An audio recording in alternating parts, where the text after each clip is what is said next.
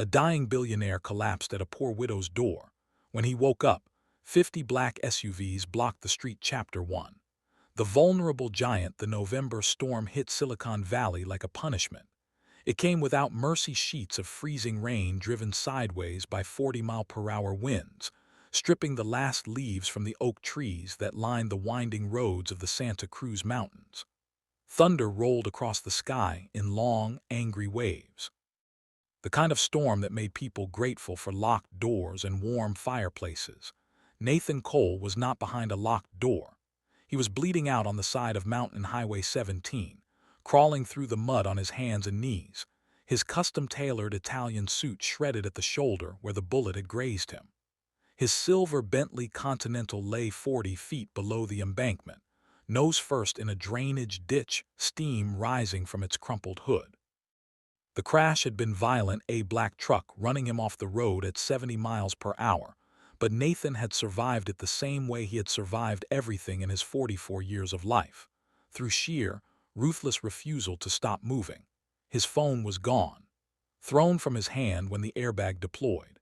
His security detail, 2 SUVs that were supposed to be tailing him, had been strategically rerouted 30 minutes earlier by someone on his own payroll. He understood that now. The rerouting had been too precise, the timing too perfect. This was not a random robbery. Someone inside his company had orchestrated this. Someone who knew his private route home from the mountain retreat where he'd spent the weekend reviewing the Orion acquisition, the files that would expose everything.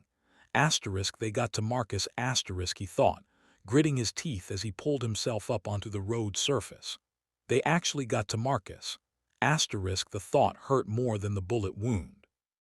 Marcus Webb had been his chief of operations for 11 years. They had built Cole Technologies together from a 40-person startup in a San Jose garage into a company valued at $31 billion.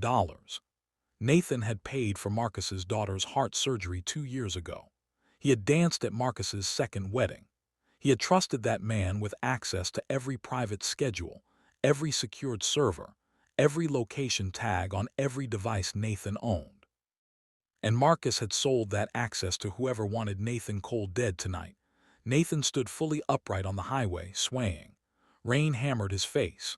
The wound in his shoulder had stopped bleeding quite so aggressively the cold was helping, numbing everything into a dull, distant throb, but his left leg had taken damage in the crash, his knee swollen to nearly double its size inside his trousers. He could walk, but only just. He looked left. He looked right. Nothing but mountain road, darkness, and rain. He began walking.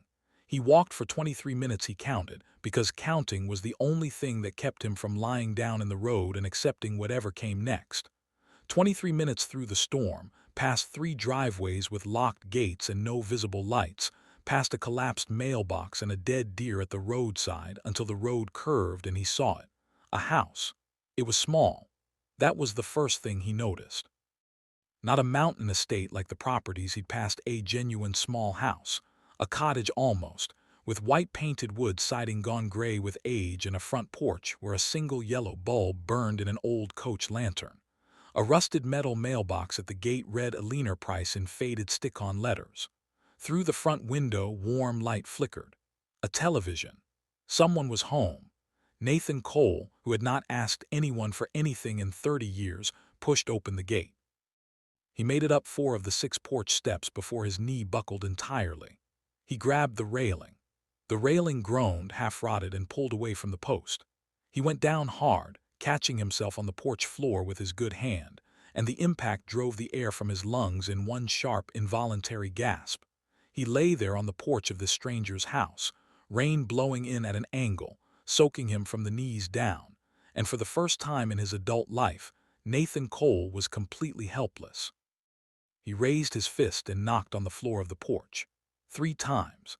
It was all he could manage. Inside, Eleanor Price was watching a documentary about migratory birds and eating a bowl of tomato soup that had gone slightly cold while she hunted for the remote to turn the volume up. She was 67 years old, built small and lean, with silver hair cut close to her head and hands that were strong from 30 years of working in a hospital laundry before her knees had finally forced her to retire.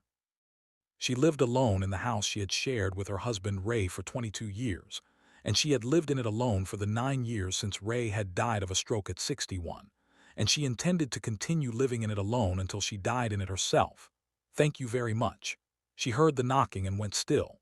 Then she heard it again, not the door but the porch floor. 3 dull, heavy impacts. She turned the television off and sat in the sudden silence, listening to the storm. Her heart rate had picked up, could be an animal. The mountain had animals. She'd had a black bear on the porch twice in the last year, drawn by the compost bin she kept foolishly close to the rail. Could be the wind knocking something loose. Lord knew the porch railing had been threatening to go for years, but it hadn't sounded like wind. It had sounded deliberate. Eleanor Price had grown up poor in rural Alabama, had moved to California at 19 with $40 and a single suitcase, and had developed over the course of her 67 years an extremely well-calibrated instinct for when something was wrong. That instinct was speaking to her now in no uncertain terms. She went to the front window and looked through the gap in the curtains. There was a man lying on her porch. She could see his legs from here, dark trousers, expensive shoes, both soaked through. He wasn't moving, but he was alive. She could see the rise and fall of his back. She stood at the window for a long moment, weighing it. You don't know him. He could be dangerous. He could be some kind of criminal. The nearest neighbor was half a mile up the road. Her cell phone signal was unreliable in the storm. If she opened that door and this man meant her harm, she had very few options. But she was also a woman who had spent 30 years in the care industry, who had sat with strangers in their worst moments, who had held the hand of an unconscious man in a hospital corridor once simply because he was there and alone, and she could not in good conscience walk past him. You can't leave an injured man in the rain, she told herself. You just can't do it. Eleanor Price went to her bedroom closet and retrieved the aluminum baseball bat Ray had kept there for exactly the kind of situation she'd argued would never happen. She gripped it in her right hand, unlocked the deadbolt with her left, and opened her front door. He was younger than she'd expected, dark-haired, with a jaw sharp enough to cut glass and a suit that had probably cost more than her car before the rain and mud and blood got to it. The blood was real, a dark stain spread across his right shoulder, visible even through the soaked fabric of his jacket. His face, turned sideways against the porch floor, was pale as chalk but oddly composed, as if he decided that dignity was non-negotiable even in unconsciousness. Eleanor looked at him for 3 full seconds. Then she set the bat against the doorframe, bent her aging knees, grabbed him under both arms, and began the hard, graceless work of hauling Nathan Cole inside. It took 11 minutes. She had to rest twice. He regained partial consciousness at some point and began to move his legs, which helped enormously. By the time she got him onto the couch in the front room, Eleanor was breathing hard and her lower back was sending sharp complaints up her spine, and she decided that whatever this man's story was, it had better be extremely good. She pulled off his jacket with scissors, no other way to manage it, cut open his shirt sleeve, and examined the wound. Bullet graze, not embedded. Deep, but clean. She'd seen worse in the ER waiting rooms she'd passed through over 30 years of hospital work. She cleaned it with the first aid kit she kept stocked in the kitchen cabinet, bound it tightly, and then covered him with the heavy quilt her mother had made in 1987. He was asleep before she finished tucking it around him. Eleanor sat back in the armchair across from the couch and looked at the man she had dragged out of the storm. Outside, the thunder rolled on. The yellow coach light swung on the porch. The television, still off, reflected the room back at her in dark glass, a small woman in a blue cardigan watching a sleeping stranger. Aluminum bat propped just inside the door. She didn't sleep. She watched him breathe and she waited for morning. Chapter 2. The sins of the father. Nathan woke to the smell of coffee and the disorienting sensation of not knowing where he was. Both conditions resolved within approximately 4 seconds. He registered the small room, the quilt, the dull throb of his shoulder and the sharper complaint of his knee. He registered the woman in the armchair across from him, upright, watching him with dark eyes that were simultaneously wary and steady, and the aluminum bat leaning against the doorframe 2 feet from her right hand. He sat up slowly. "Good morning," the woman said. Her voice was calm and unhurried, southern-edged. "Coffee's on the stove. I'd offer to bring you a cup, but I want to hear some things from you first." Nathan looked at her for a moment. Then he said, "That seems fair. Who shot you? People I used to trust. Are they going to come here?" He considered this honestly. "They don't know where I am. They think I went over the embankment with the car. I need to make a phone call, a private one, to someone who can help me, and then I'll be out of your way." Phone's on the kitchen wall. It still has a cord, which I know is very old-fashioned, but it works during storms when the cell towers don't. She paused. "After the call, we talk." He made the call standing in her small kitchen, speaking quietly to his attorney, a woman named Patricia Gaines, who was one of exactly 3 people on Earth Nathan trusted with his life. He gave her the short version. She gave him shorter instructions. "Stay put. Don't move. I'm sending people to you." He read her the number on the wall phone. She told him not to answer it unless she called back with the confirmation code they'd established 5 years ago for exactly this kind of emergency. Nathan had established emergency protocols with his attorney 5 years ago because he had known, on some level, that this day was coming. The Orion files made it inevitable. He hung up and stood in the kitchen for a moment, looking around. It was a poor kitchen. Not neglected, actually extremely clean.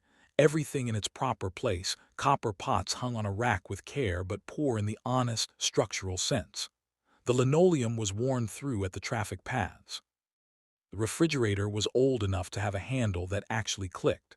The window above the sink had a crack across one corner, patched with a careful strip of weatherproofing tape. On the windowsill, 3 African violets in clay pots, blooming purple despite November. He came back to the front room and accepted the coffee she handed him. She'd gotten it herself while he was on the phone, moving with the unhurried efficiency of someone who had been taking care of others for a very long time. "Thank you," he said. "For last night, for all of it, you would have died of exposure," she said simply. "No particular virtue in what I did still." He looked at her. "I'm Nathan Cole." Something moved across her face. It was brief, a tightening, a flicker, and then it was gone, replaced by the same steady watchfulness.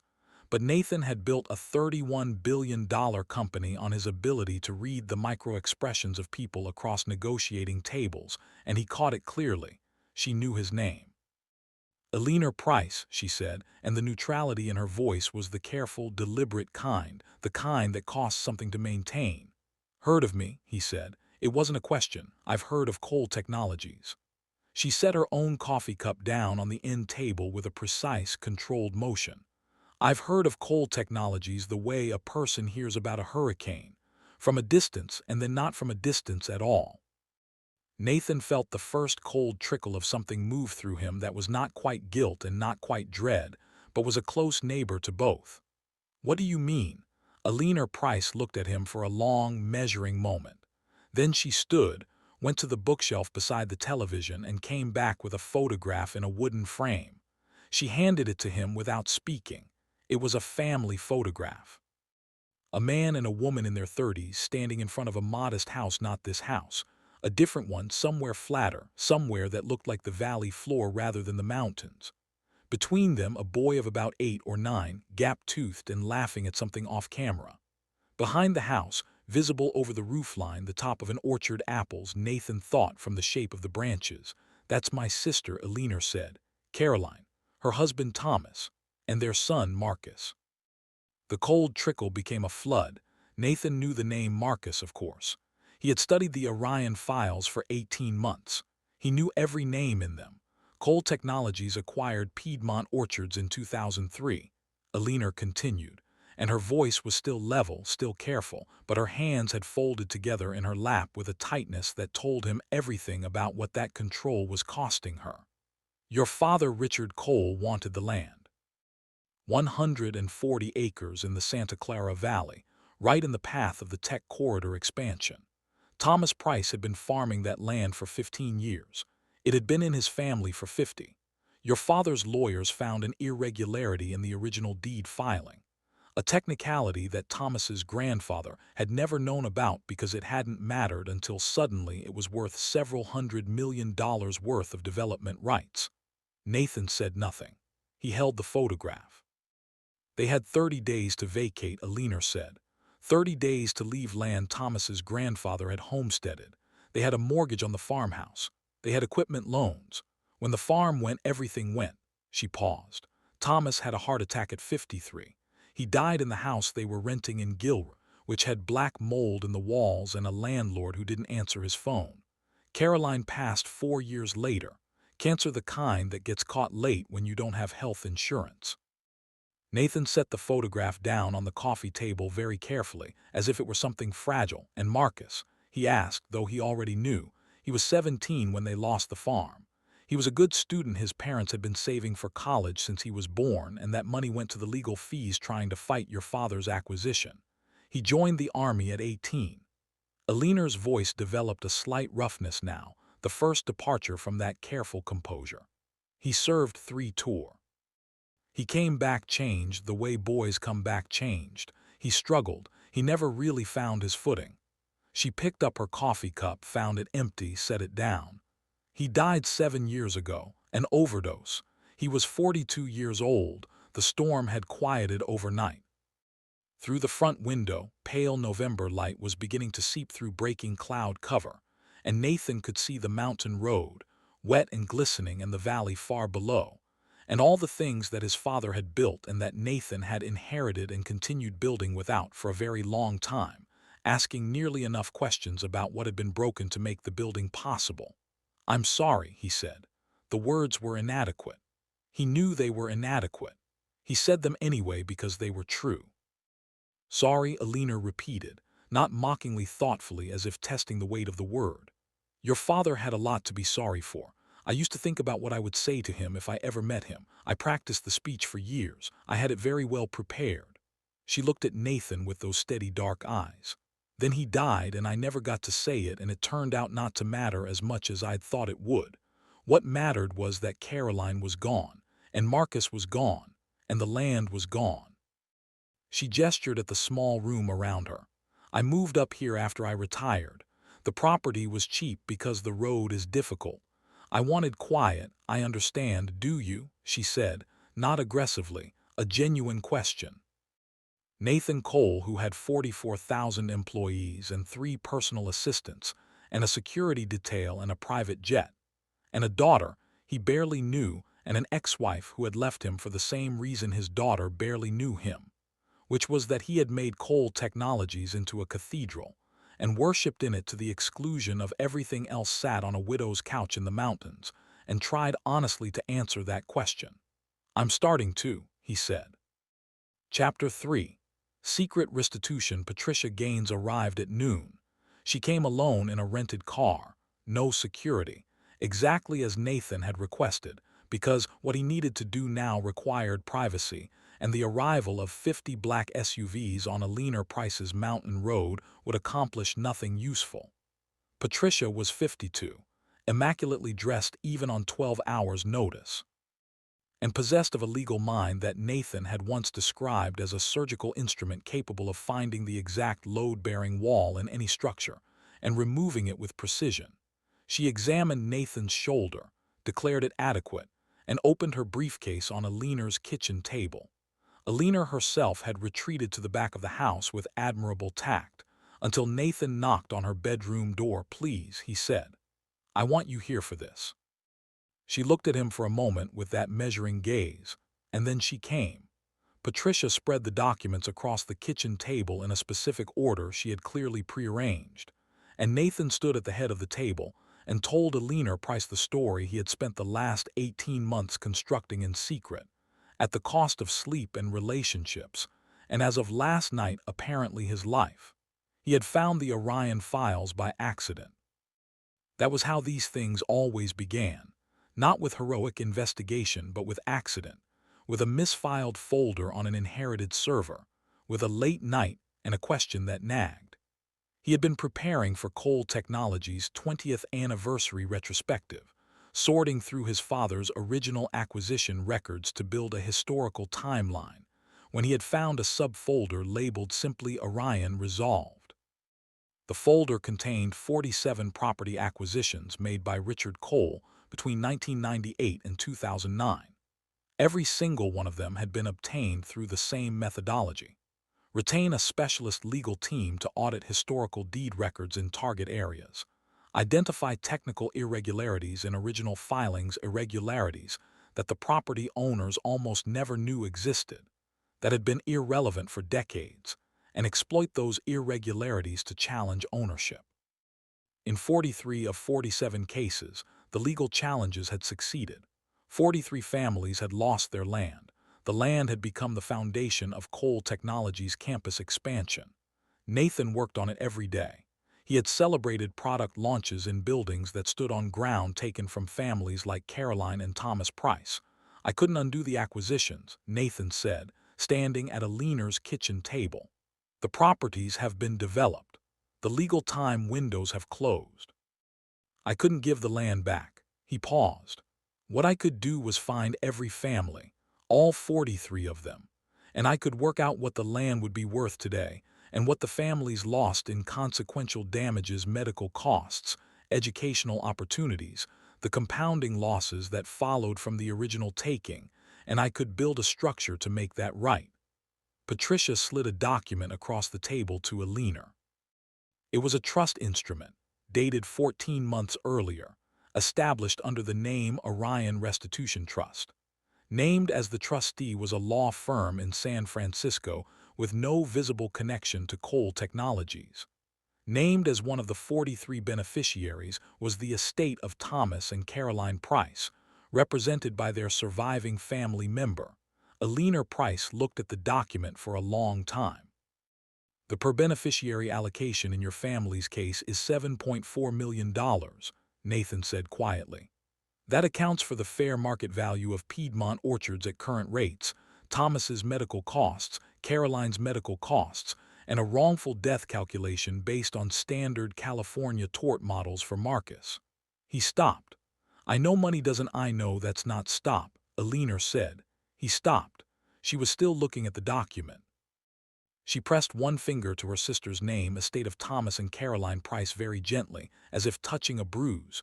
You did this before you came to my door, she said. Yes, before you knew who I was. I didn't know you existed, he said honestly.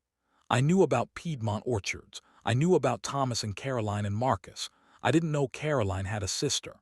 I didn't know you were here. He looked out the kitchen window at the mountain road where Patricia's rented car sat in the gravel. I came to your door because I had no other door to come to. I didn't know. Eleanor set the document down. She stood up from the kitchen table and went to the window above the sink, where her 3 African violets sat in their clay pots. She looked at them for a moment, then looked out at the mountain, where cloud shadows were moving slowly across the ridgeline. Does finding this information have something to do with why someone tried to kill you last night? She asked. Yes, Patricia said, before Nathan could answer. The Orion files also contain evidence of securities fraud, acquisition of at least 6 technology companies using falsified due diligence reports. Several of the individuals who participated in that fraud are still on the Cole Technologies board. When Nathan informed them 3 weeks ago that he intended to cooperate with the SEC's preliminary inquiry, the situation became dangerous. She folded her hands on the table. The truck that ran Nathan off the road last night was rented under a false identity tied to an LLC whose beneficial owner traces back to one of those board members. We have evidence of this. The FBI was briefed at 6 this morning. Eleanor turned from the window. She looked at Nathan, this man in borrowed clothes, because Eleanor had found an old flannel shirt of Ray's that was too big in the shoulders and too short in the arms, and Nathan had put it on with a dignity that she found, despite herself, almost moving. You were going to go to prison for this, she said. Cooperating with the SEC. Your own board, that destroys the company, not necessarily. Cole Technologies itself is clean. The fraud was my father's, and I've been restructuring the governance for 18 months precisely to separate the company from the liability. The company survives. I survive. He met her eyes. Some people go to prison, people who deserve to, and the Orion Restitution Trust does it survive, It's fully funded and legally separate from Cole Technologies, Patricia said. Irrevocably funded. Even if Nathan were arrested tomorrow, the trust continues operating. Eleanor was quiet for a long moment, then she said, "Why didn't you contact me? When you found the Orion files, why didn't you just contact the beneficiaries directly, explain what you were doing?" Nathan was quiet for a moment too.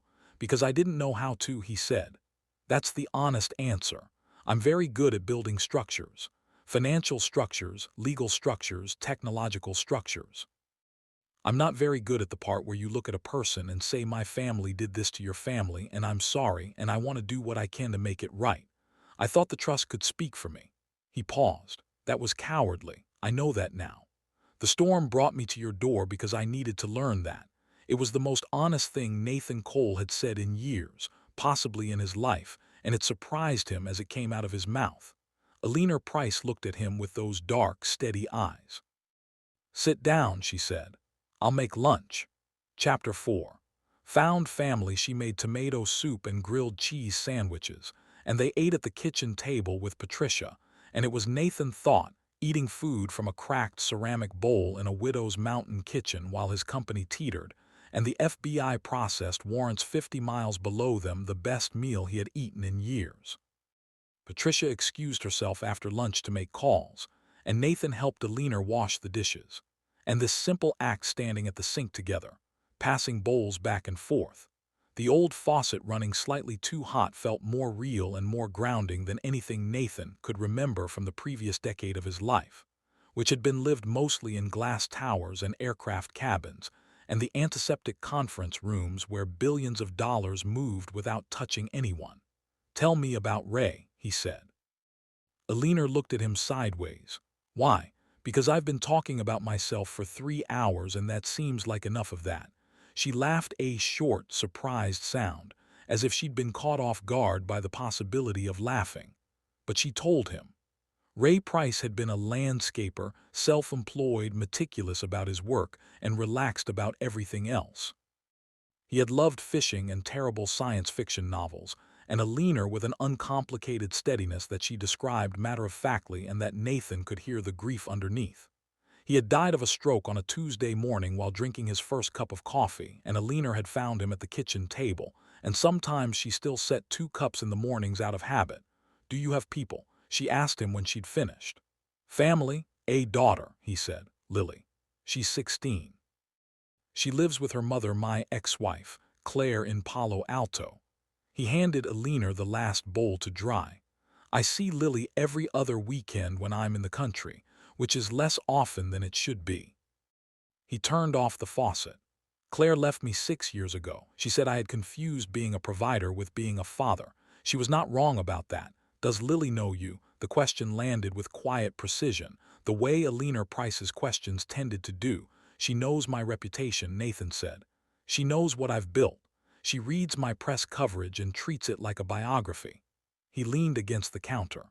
"Last month she told me she wanted to study environmental law. I told her she should consider corporate law because the opportunities were better. She didn't speak to me for 2 weeks." He paused. "I have done a very thorough job of being my father." "No," Eleanor said firmly. He looked at her. "Don't say that," she said. "I knew what your father was. He was a man who looked at other people and saw instruments, tools or obstacles, one or the other." She folded the dish towel and hung it on the oven handle with the neatness of long habit. "You drove off a mountain rather than let the people who have been protecting his fraud continue to do so. That is not what your father would have done. Don't give him the credit." Nathan was quiet. "My nephew Marcus," Eleanor said, "spent the last years of his life convinced that he was defined by what had been done to him. The farm, the army, the things that broke. I used to call him on Sunday nights and tell him he was more than his damage." She looked at the window, at the afternoon light on the mountain. "He didn't believe me while he was alive, but I still believe it was true." She turned back to Nathan. "You are more than your damage, and more than his." Nathan Cole, who had cried precisely once as an adult at his father's funeral, briefly and privately, and for reasons that were more complex than grief, felt the back of his throat tighten in a way he chose not to examine too closely. "I have to tell you something else," he said. "Then tell it, Marcus," he said. "Your nephew." He's in the Orion files not just as Thomas and Caroline's son. He watched her face. When I went looking for what happened to the Piedmont families where they went, what happened to them, I found Marcus's record. Army service, 3 tour commendations. After he left the service, he worked security work. And then I found that he worked for Cole Technologies. Not in any capacity he would have known was connected a subcontractor for a facility security firm we used for our Sacramento campus. He worked there for 8 months in 2015 and 2016. Eleanor's hand had gone still on the counter. He worked for my company, Nathan said. He worked the night shift, 3 nights a week, walking the perimeter of a building that stood on land that his father had farmed. He stopped. I don't know if he ever made the connection. I don't know what he knew. I only know that when I was building the Orion files and I found that I sat in my office for a long time and didn't move. Eleanor pressed both hands flat on the counter's surface. She looked down at them. He never told me, she said softly. He never told me he worked there. Maybe he didn't know. The Sacramento campus isn't on the original Piedmont land, it's adjacent to it. Different parcel, or maybe he knew and couldn't figure out how to say it. Eleanor's voice had gone quiet, turned inward. He was never very good at saying things. He kept too much. That was always his trouble. They stood in the kitchen in silence. The afternoon light moved on the wall. Outside, somewhere down the mountain, a hawk cried once, a high, thin sound, and then was gone. I want to do something with his name, Nathan said. Not as payment, not as part of the trust or the legal resolution. Separately, personally. Something that would mean something if you'd allow it. Eleanor looked at him. What did he love, Nathan asked, before everything broke. When he was the boy in that photograph, gap-toothed and laughing, what did he love? Eleanor thought about it. A real consideration, not quick. He loved being outside, she said. He loved the orchard in the fall. He loved birds, the kind you find in farm country, not fancy birds, just sparrows and swallows and the red-tailed hawks you get over open fields. And he loved people who needed him. That was his nature, even after everything. He could never pass a person in trouble without stopping. Nathan nodded slowly. I think, Eleanor said, looking at him with an expression that had shifted into something new, something that was not quite trust yet but was oriented in that direction, like a plant turning toward light, that you came to the right door last night. I know I did, Nathan said. They heard Patricia's footsteps on the porch, coming back inside, and the moment closed itself gently, the way good moments do, folded away for keeping rather than over-examined in the light. But something had changed in the small kitchen. Something quiet and not easily named. The particular alchemy that happens when 2 people who have each been carrying a very large thing alone for a very long time look at each other and understand, without requiring further explanation, that they do not have to carry it alone anymore. Eleanor Price poured 2 more cups of coffee. Nathan Cole accepted his and sat down at the kitchen table and did not look once at his phone. Chapter 5. Full circle 50 black SUVs did not block the street.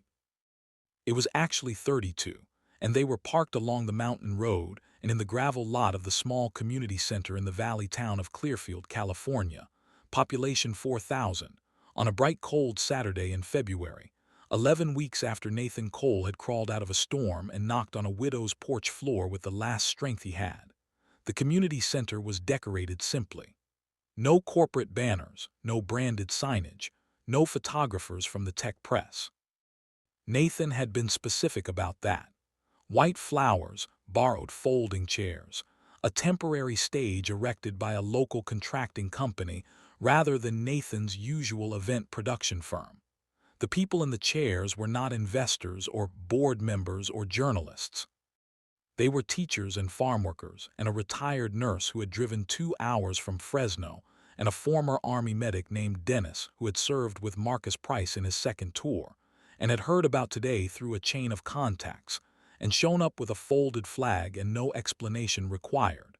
They were also, in 6 of the 43 cases, families from the Orion list who had traveled to be here. The FBI had moved with speed. Marcus Webb and 3 board members had been indicted in January. 2 had already agreed to cooperate. The securities fraud case was moving through the system with the momentum of something whose time had clearly come.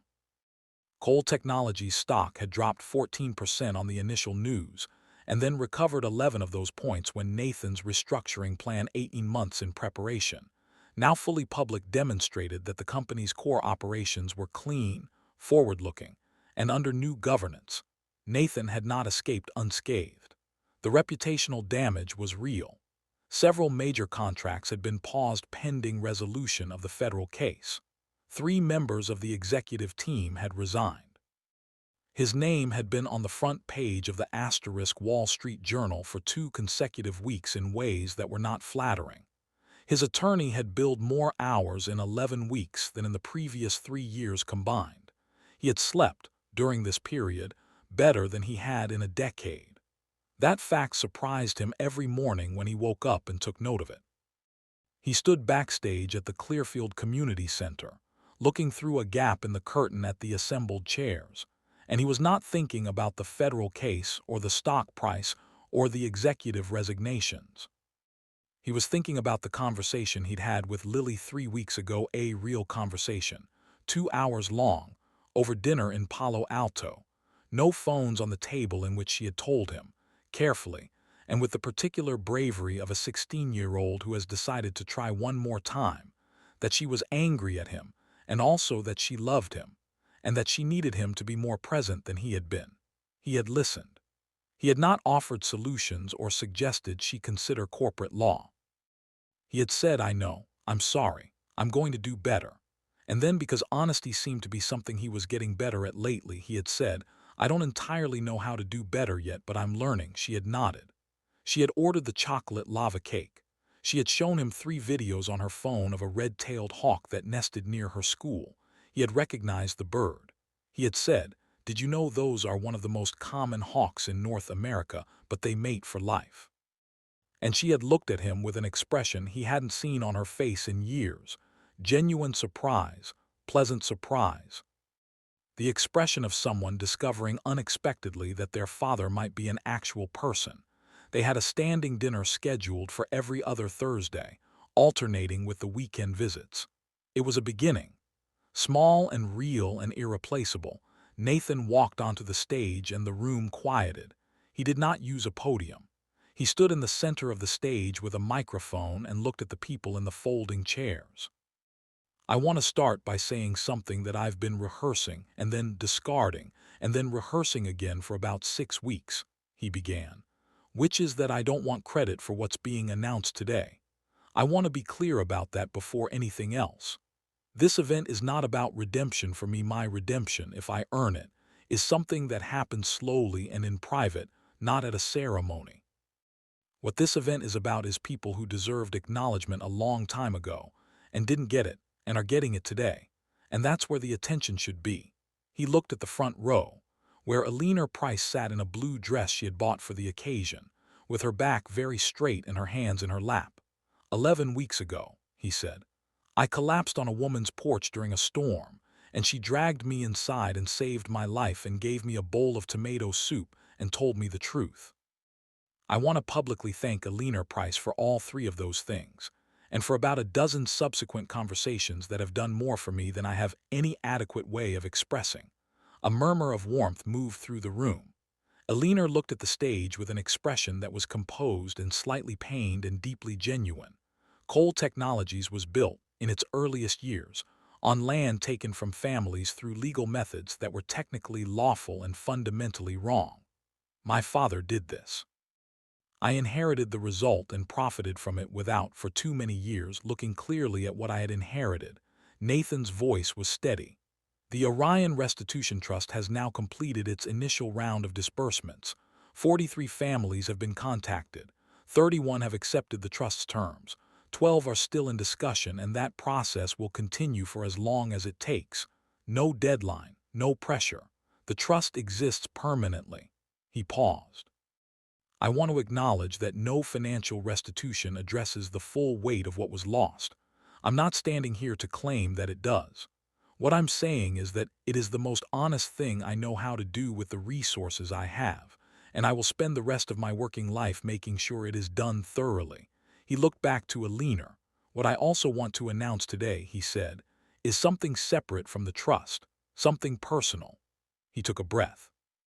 I've established the Marcus Price Foundation, in memory of Eleanor's nephew, a man who served his country through 3 combat tours, who was the son of a family my father destroyed, and who died too young and too alone, as so many people do when the systems that should support them fail. His voice remained steady with some effort. The Marcus Price Foundation will fund free mental health and medical care for veterans in transitional housing, in California initially, and then nationally. It will also fund agricultural preservation grants in the Santa Clara Valley to protect the remaining family farms from the kind of legal predation that took Piedmont orchards. He paused.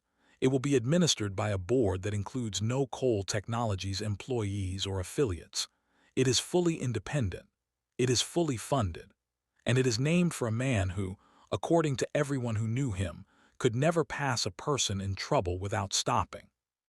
I can think of no better name for something designed to do exactly that. The room was very quiet. And then Eleanor Price stood up. She did not do anything dramatic. She simply stood up from her folding chair, and that single act, a 67-year-old woman in a blue dress, rising to her feet, carried in it the weight of everything. The orchard and the loss and the years of practicing a speech for a man who died before she could give it, and Caroline's hands over a kitchen table, and Marcus at 8 years old laughing at something off camera, and Ray setting 2 coffee cups out of habit, and a storm on a mountain, and a man on a porch floor with nothing left but the decision to keep knocking. Several people in the room stood with her. Then more. Then all of them. The retired nurse from Fresno and Dennis with his folded flag, and the 6 families from the Orion list who had driven here from places where the land was long gone. All of them on their feet in the simple cold light of a February morning, in a valley town that most people drive through without stopping. Nathan did not take a bow. He stepped off the stage and walked directly to Eleanor and shook her hand, and she held his hand in both of hers for a moment, those strong, careful hands that had dragged him out of the storm and cleaned his wound and made him soup and told him the truth, and then let go. He would have liked this, she said, meaning Marcus, meaning all of it. I hope so, Nathan said. Outside, the 50 SUVs, 32 actually, but the number had grown in the retelling as these things do, sat on the mountain road in the February sun, and the valley stretched below them, and somewhere over the fields a red-tailed hawk was riding the thermals with the patient, unhurried certainty of a creature that knows the land beneath it and does not require permission to belong to it. In the weeks that followed, Nathan Cole gave the first interview of his life in which he did not discuss market share or product roadmaps. He talked about a widow in a mountain house and 3 African violets in clay pots, and the education he had received in a kitchen at a table that didn't quite seat 3 comfortably. He talked about Lily, who had told him about a hawk that mates for life. He talked about Marcus Price, who could never pass a person in trouble without stopping, and about how that quality, that specific, stubborn refusal to walk past someone in need, was the thing he wanted most to understand and carry forward. The journalist who interviewed him said afterward that it was the most honest conversation she had conducted in 20 years of reporting on the technology industry. Nathan said that was probably because it was the first conversation he had conducted without trying to manage his own image. Eleanor Price read the interview on a Sunday morning with her first cup of coffee. She set 2 cups out, as she always did. But this morning, she sent a photograph of them to a number saved in her phone under a name that had not been there 11 weeks ago. Nathan replied in under a minute. Good morning. She wrote back, coffee's better when it's not drunk alone. She meant it as a general observation. He understood it as an invitation. He drove up the mountain that Sunday, and the Sunday after, and the Sunday after that. The porch railing was repaired by the 4th visit. Nathan did it himself badly, with a YouTube tutorial and lumber from the Clearfield hardware store, and a level of visible concentration that Eleanor found both earnest and faintly hilarious. It was held. Everything worth building does, eventually, if you show up for it enough Sundays in a row. Please subscribe, like, share, turn on notifications so you never miss a story. The ENDNEXT.